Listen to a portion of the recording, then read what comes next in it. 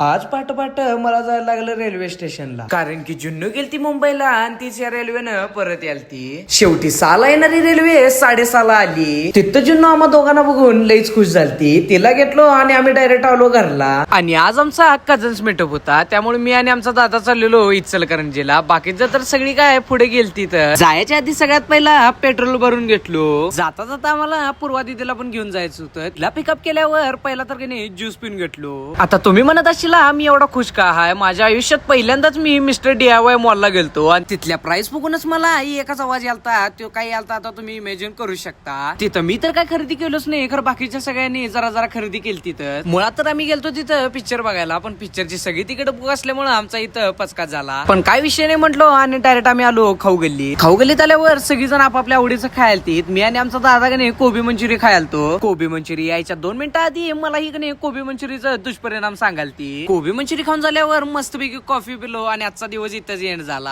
आता जर व्हिडिओ आवडला असला तर लाईक करा, शेअर करा आणि जाताना काम करा. ते म्हणजे तुमच्या मला फॉलो तेवढं नक्की करा. चला.